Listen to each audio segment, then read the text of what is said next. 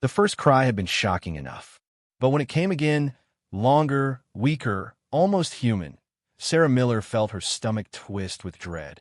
She pressed her coffee cup down on the counter, heart pounding, and stepped closer to the frost-covered window. Outside, her backyard lay buried under 3 feet of snow, the kind that muffled every sound. Yet there it was again, a cry that seemed to rise out of the earth itself. Her eyes scanned the yard, settling on the garden shed at the far corner.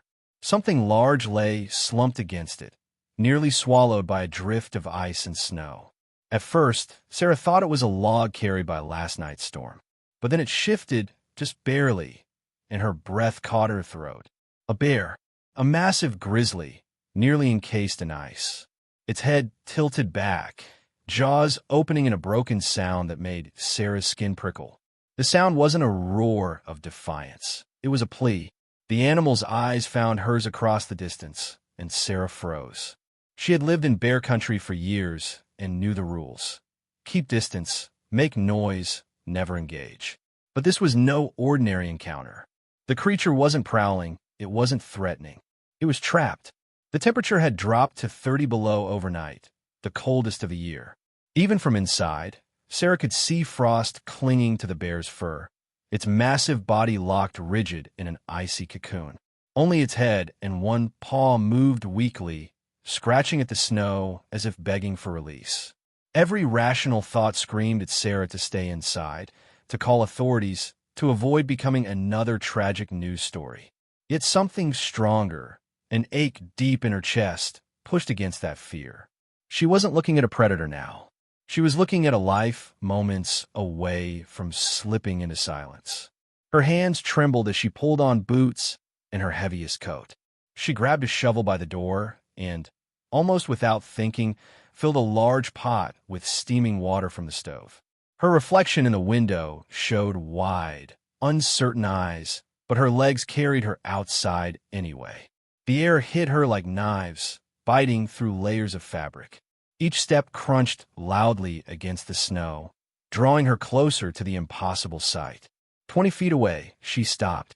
Up close, the bear was even larger, frost sparkling across its fur in the pale dawnlight. Its eyes followed her every move, alert, intelligent, almost deliberate. Sarah's pulse thundered. Logic told her to turn back. Compassion told her it was already too late for that. She lifted the pot, steam curling upward, and poured the first line of hot water onto the frozen mound. The ice hissed, cracked, and began to bleed away. The bear did not thrash. It did not roar. It only watched her, with eyes that seemed to say, "Hurry." The steam rose in thick clouds as Sarah poured another pot of hot water over the frozen mound. The ice hissed, cracked, and splintered beneath the sudden warmth. Her breath came in frosty bursts, each exhale betraying her fear. She had never been this close to a grizzly in her life, and the sheer size of it made her feel like a child standing before a mountain. Yet the bear didn't move to attack. It didn't even struggle. Its gaze followed her steadily, as though it understood why she was there. Each time Sarah's hand shook, the animal blinked slowly, almost reassuringly. Trip after trip, Sarah returned with steaming water, melting the prison that bound the beast. She worked feverishly, her gloves soaked, her fingers stiff with cold. With every layer that cracked away, more of the bear's body emerged. A shoulder here, a flank there, matted fur sparkling with frost. The cries had grown softer now, weaker, as though the animal's strength was fading faster than she could free it. Then she noticed something strange. The snow near the bear's torso wasn't pure white.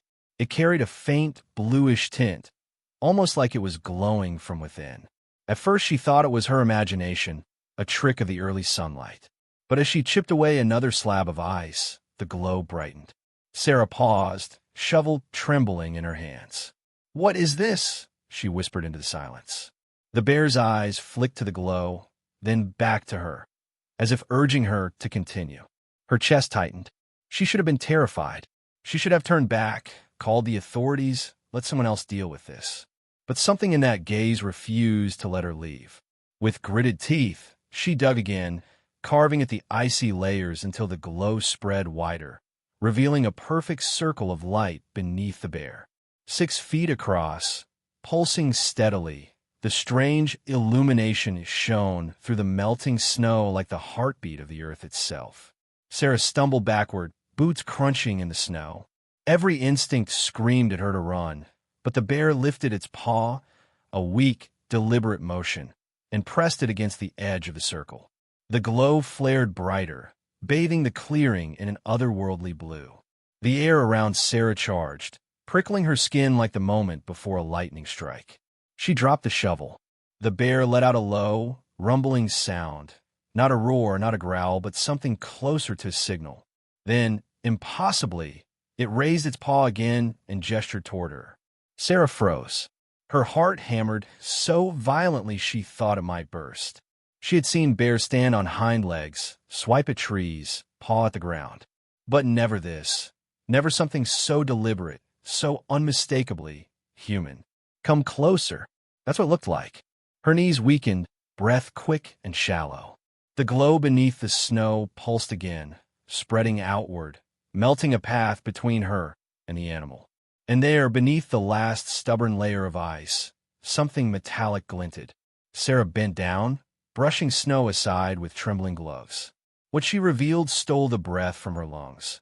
A circular hatch, tarnished and weather-worn, stamped with faded government symbols.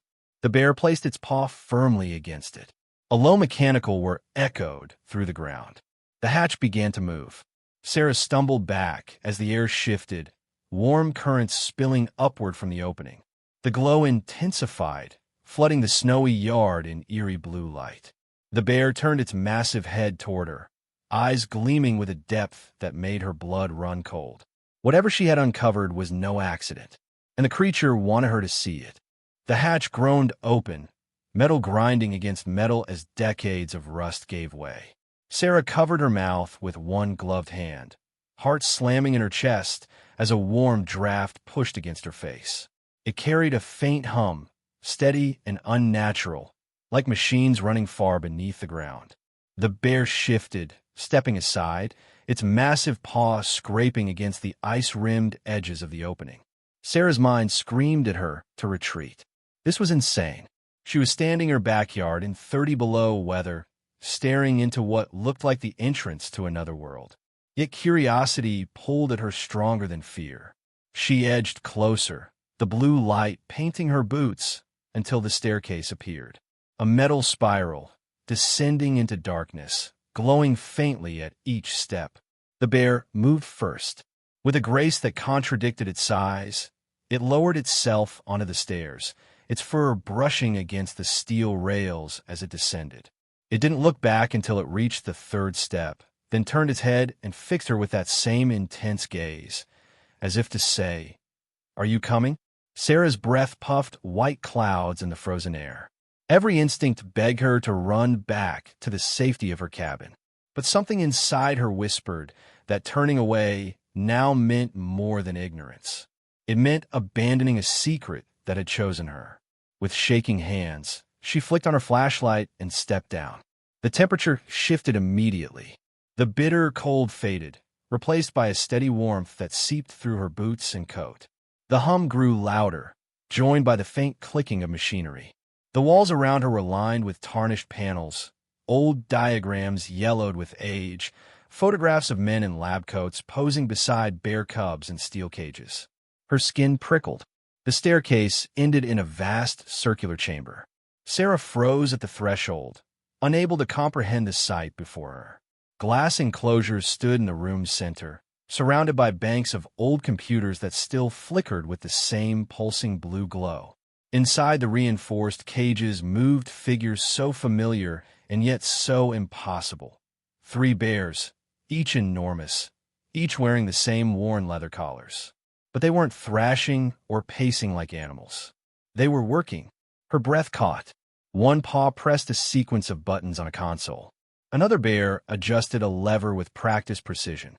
The 3rd typed slowly, deliberately, on a panel of keys designed for human hands.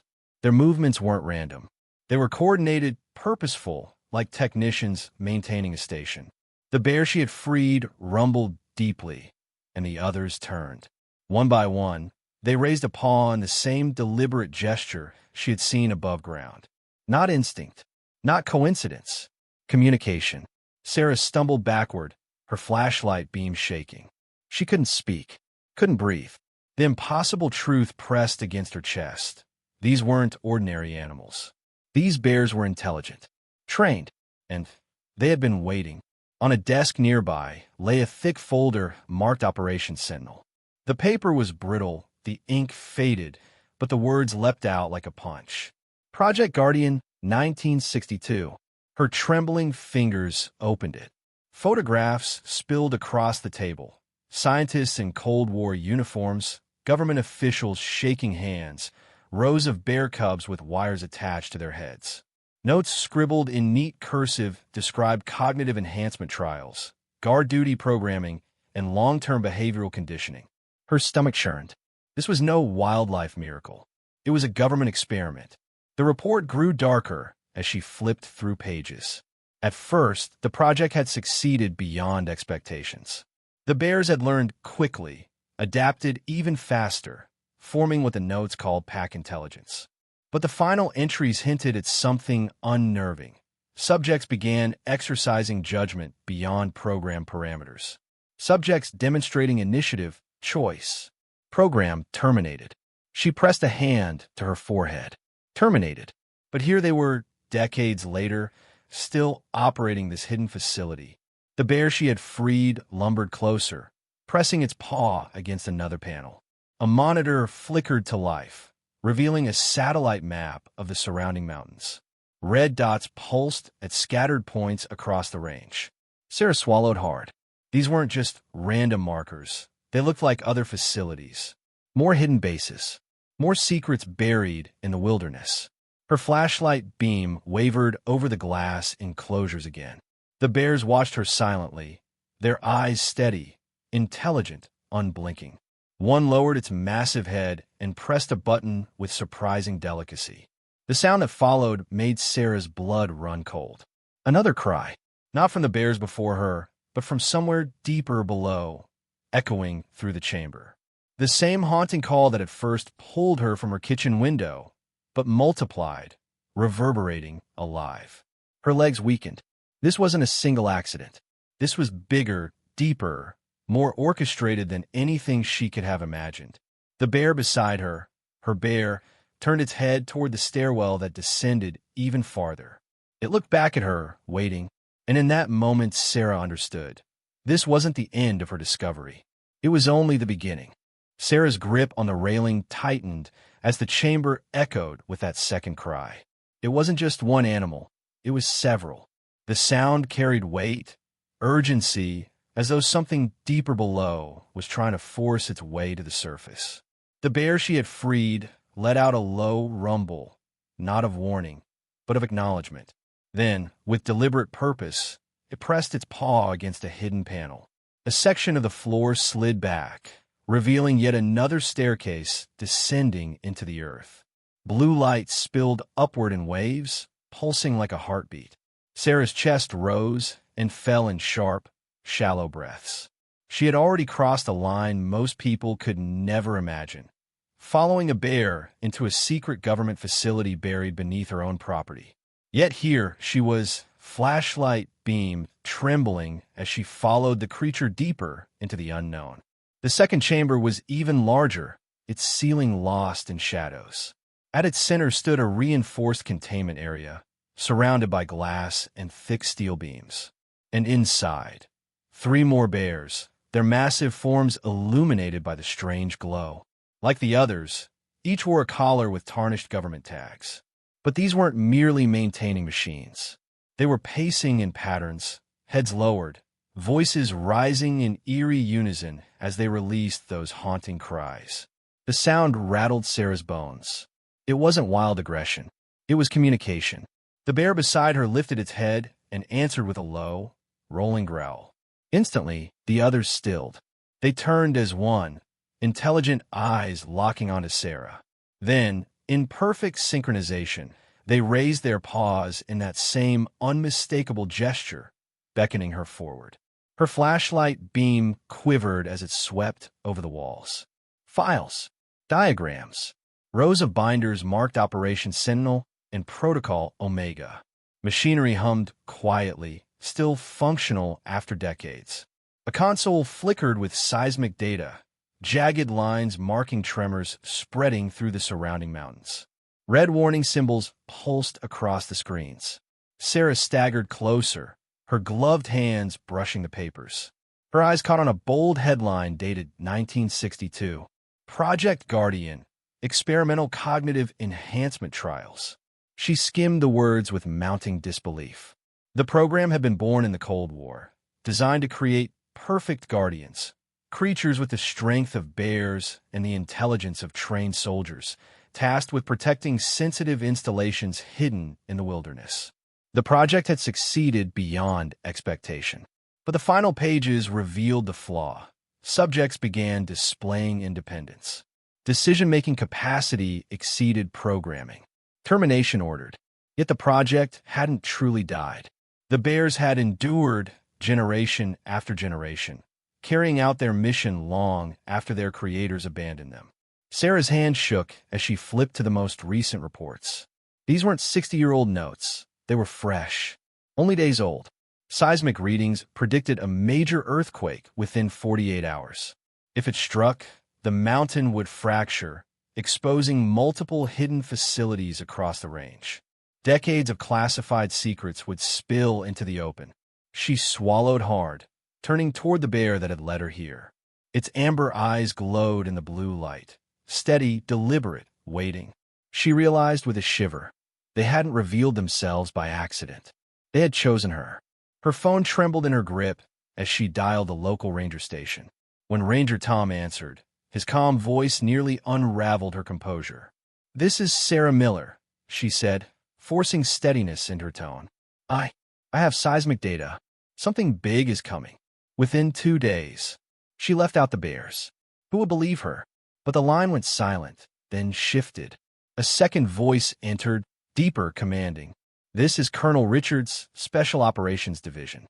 Miss Miller, stay where you are. A team is en route to your location." Her blood chilled. They knew. The bears, however, didn't panic.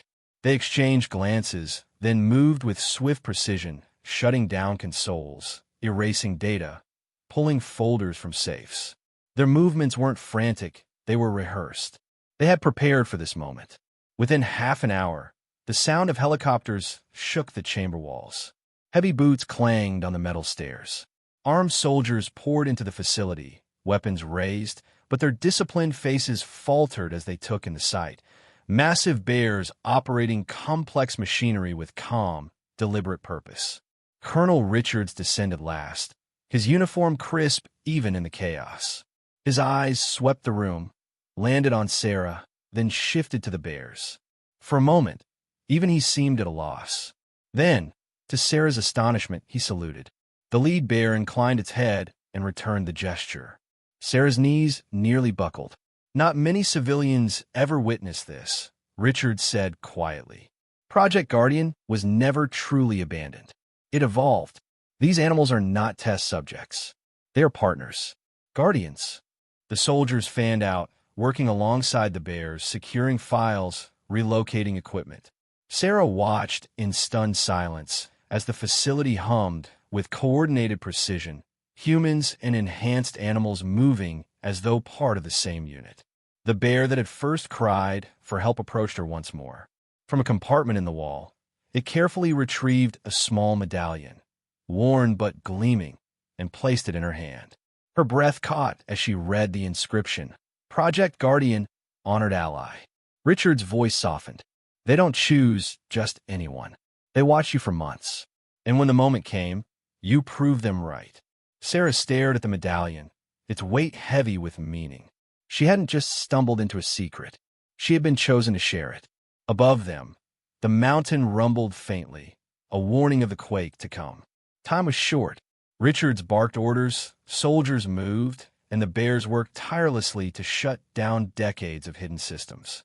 Sarah stood rooted, heart racing, as the enormity of it all settled into her bones. This wasn't just about one morning's cry, for help.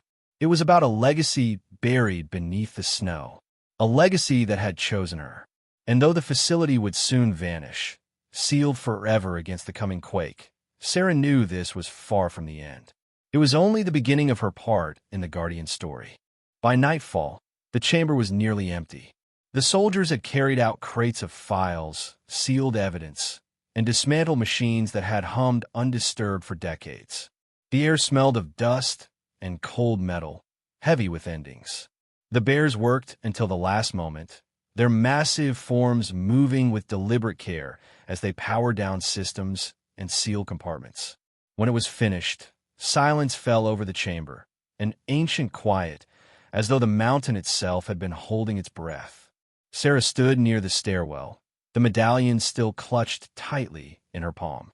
She hadn't spoken much since Richard's words hadn't dared to. This wasn't her world, yet somehow she had been pulled into its core. The bear that had first cried for her help approached one final time. Its breath steamed in the cool air, its amber eyes steady. Slowly, it lowered its massive head, pressing its nose against her hand. The gesture was neither wild nor rehearsed. It was trust, gratitude, a farewell. Tears stung Sarah's eyes as she whispered, "I'll never forget you." The bear rumbled softly, then turned, joining the others as soldiers guided them toward reinforced transport crates. Yet even in that moment of departure, the animals carried themselves with dignity. Not captives, not test subjects, but guardians choosing to move on to their next post. Richards paused at Sarah's side, his tone softer now. "Will you ever see them again?" "That's not a question I can answer. But I can tell you this, they keep watch. In their own way, in their own time. Once they've chosen you, you're never really outside their circle." The words settled over her like a promise. Days later, after the tremors shook the valley and the facility lay buried for good, Sarah returned to her quiet routines. But sometimes, on stormy nights or in the early silence of dawn, she swore she saw movement at the tree line, a massive silhouette lingering just long enough to remind her she was not alone. The medallion hangs beside her kitchen window now, gleaming whenever morning light strikes it. To anyone else, it's just a trinket. But to Sarah, it's proof. Proof that compassion had opened a door to a secret world. Proof that some guardians walk not as men, but as giants cloaked in fur and silence. And proof that when the world needs them, they will return.